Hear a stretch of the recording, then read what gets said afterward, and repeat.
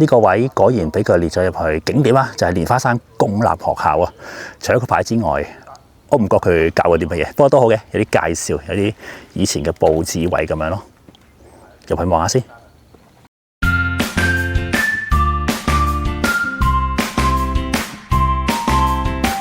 呢度係荃錦坳，我哋今日會行一條歷史徑，就係由蓮花山去到石龍拱。點樣可以嚟到荃錦坳呢？最簡單方法咧，就可以喺荃灣地鐵站 B 出口，然之後上樓梯，坐一架51號嘅九巴，就可以嚟到荃錦坳噶啦，亦即係大帽山郊野公園。今日呢段嘅石龍拱至到蓮花山嘅歷史徑呢，係半億工程系列嘅其中一條。至於咩係半億工程呢？咁大家可以參考翻我上方嘅片段，係新泰墩。咁新泰墩都係半億工程嘅其中一條嚟嘅。咁新泰墩嘅開頭呢，即係嗰段片嘅開頭呢，已經講解咗乜嘢叫做半億工程噶啦。咁至於今日呢一段片呢，石龍拱至到蓮花山嘅歷史徑呢，當我第一次睇到官網嘅地圖嗰陣時呢，其實我發現呢條路線呢，喺改善之前其實已經存在咗噶啦。咁主要呢係由呢個麥理浩徑9段啦、元荃古道啦，同埋呢個蓮花山歷史徑呢去組合而成嘅。咁今日呢，我就帶大家行一次。咁究竟佢經過咗呢一個半億工程改善咗之後呢，究竟會變成點樣嘅歷史景法啦？出發之前報翻個天氣，天文台嘅預告係17至到22度，去到高地有機會都幾大風下嘅，咁所以大家記得着翻多件衫啦。正式出發，我哋出發點頭先講過啦，荃錦坳，終點就係港安醫院，整條線嘅水平距離係7公里。我由呢一個位出發，即係荃錦坳出發嘅原因就係因為我將呢條路線由2.5星減到得翻2星嘅原因就係因為今日攀升高度得翻270米，下降犀利啦，690米㗎，咁所以呢，極度之輕鬆嘅歷史徑路線。第一個點我就擺咗喺 M160啊，即係我哋會行完條麥理浩徑㗎啦。咁由呢一度過到去 M160呢，水平距離就係1.9公里。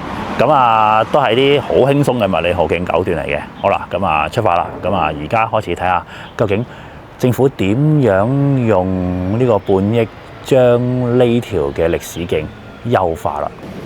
嗱，搞晒啲工程之後呢，一見到咧荃錦呢個位置就係呢個牌，就係話俾你聽整條路線點樣走法，就係由荃錦坳去到終點嘅荃灣港安醫院，就係正正我哋今日會行嘅石龍拱至到蓮花山嘅歷史路徑啦。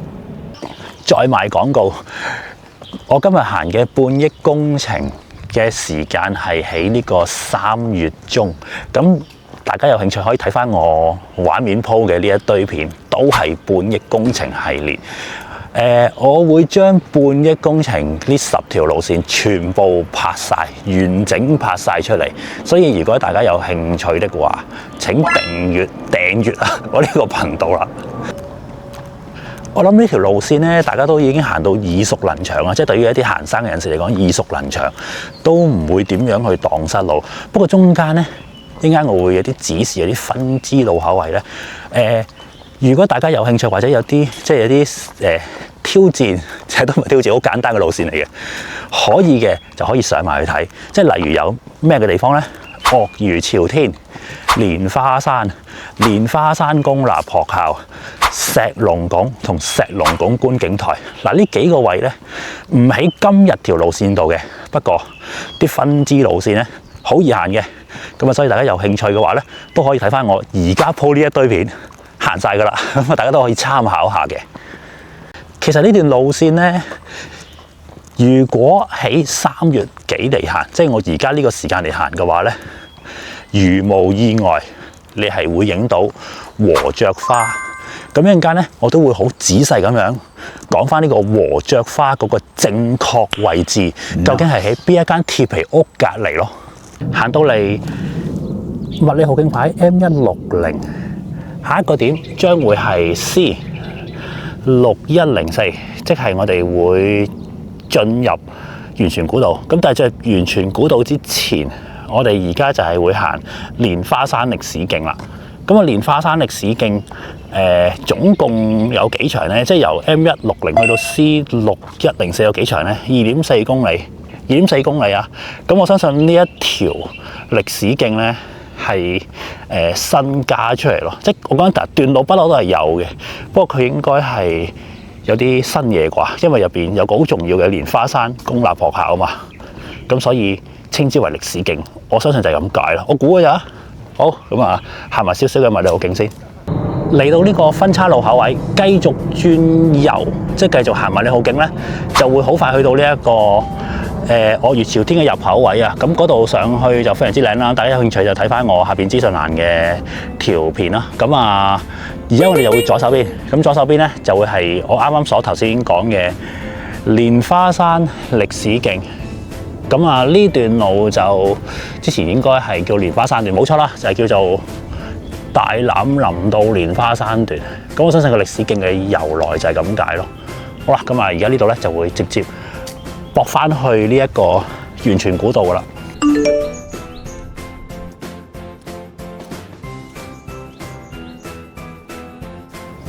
嚟到呢個入口位咧，睇個地圖鋪啦，咁我而家咧就會先上去個發石塔先。咁啊，始終都係呢段就係蓮花山歷史徑啊嘛，都係今日我主要行嘅。咁啊，所以睇下啲蓮花山嗰個啲建築物啦。咁啊，上面就係噶啦。咁啊，有條標嘅，條標就喺右手邊，左手邊就係一個發石塔咯。咁我哋上個發石塔先。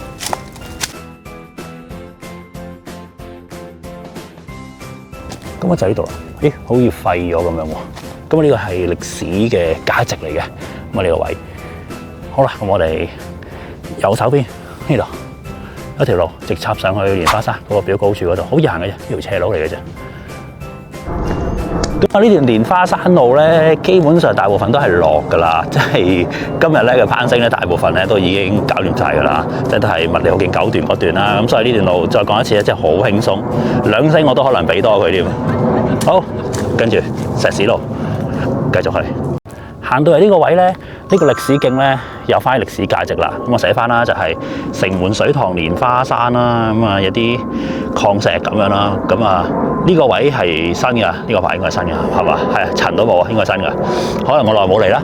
咁啊有2個地洞啦。咁啊唔好左捐右捐啦，因為2個地洞應該唔係嗰啲戰壕嚟嘅，所以就大家唔好立亂落去啦。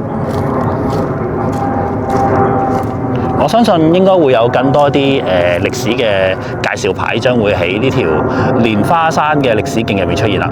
好，咁我哋繼續斜路落。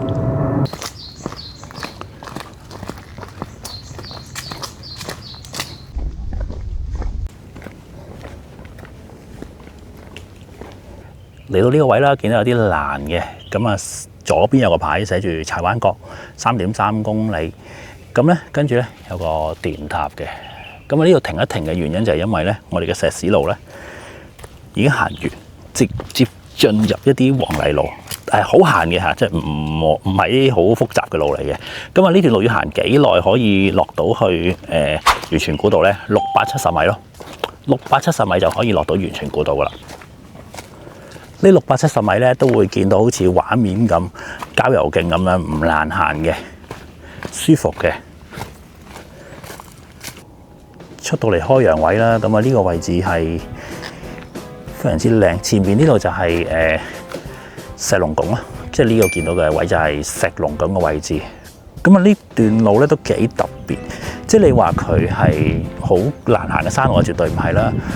但個風景你好少可會咁樣可以同一時間可以望到呢一個大帽山同埋呢一個石龍拱啊！咁你高空望翻落嚟啦，咁睇翻其實段路係好清晰嘅，好清晰嘅。咁啊呢段蓮花山嘅歷史徑係絕對值得你行嘅。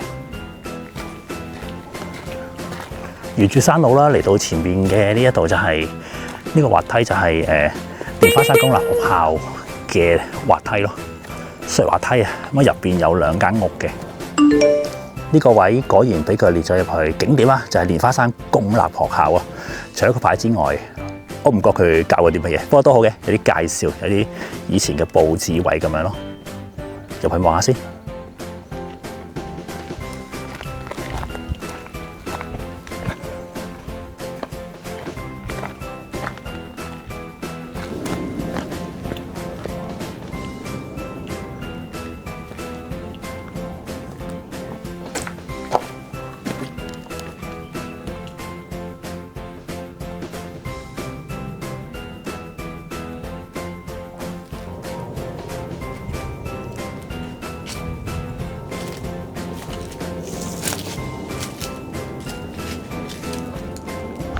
咁咧嗱，其實個分別不大啦，當然啦，即係我諗佢都唔會點特別去加建改建咁樣噶啦。咁咧，我哋嘅出翻嚟啦，咁啊跟住就轉個彎咧，就會到翻呢個 C6104噶啦。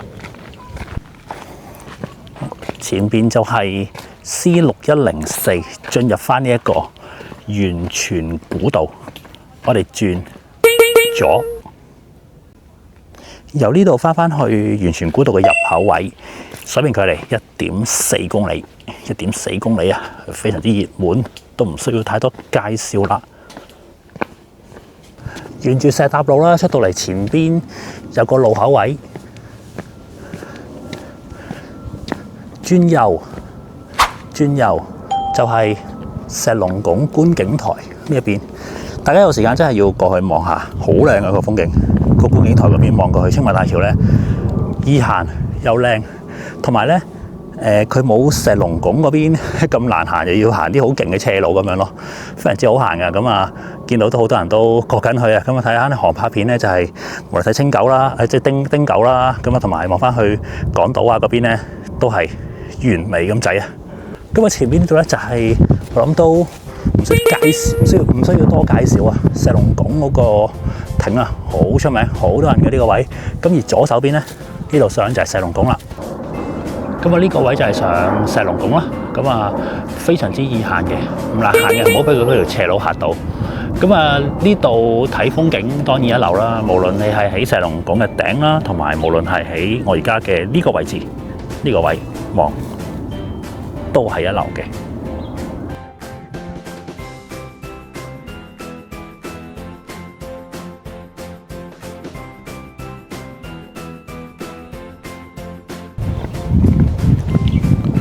呢度就係源泉古道嘅入口位啦。咁啊，距離翻我哋終點呢一個港安醫院水平距離1.5公里。咁啊，完晒噶啦。今日咁我落去就會總結翻噶啦。呢段路真係唔錯，源泉古道無論係上同落頭段啊，都非常之靚。咁啊，又輕鬆又易行。咁啊，得閒帶啲細路仔啊嚟行下咯。好啦，咁落翻去我就會總結翻今日嘅半億工程嘅蓮花山歷史徑嘅路段。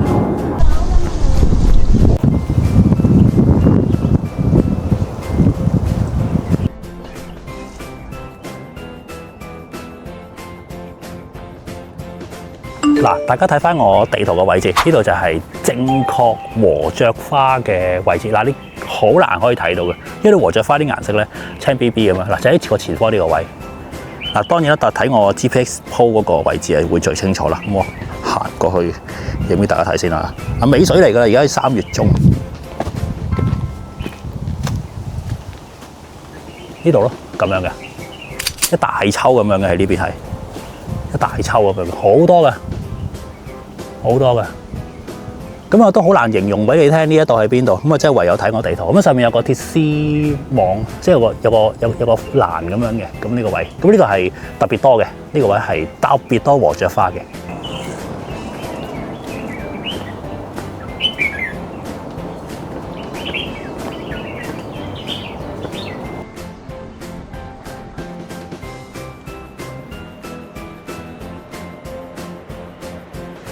嚟翻前面啦，港安醫院總結翻段路，今日一共行咗8公里，步行嘅時間大約3個鐘度啦。總時間我相信大家同埋啲禾雀花影相啊，玩下呢個自拍啊嗰啲，我諗4個鐘乜都可以行得晒噶啦。咁呢段路咧講緊係蓮花山歷史徑啊，當然啦就係半億工程嘅其中嘅一條嚟啦。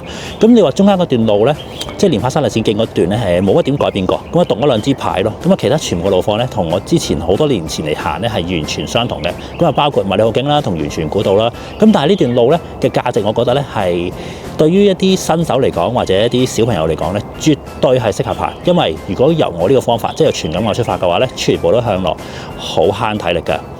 好啦，今集就嚟到呢度啦，多謝大家收睇，我哋下集見，拜拜。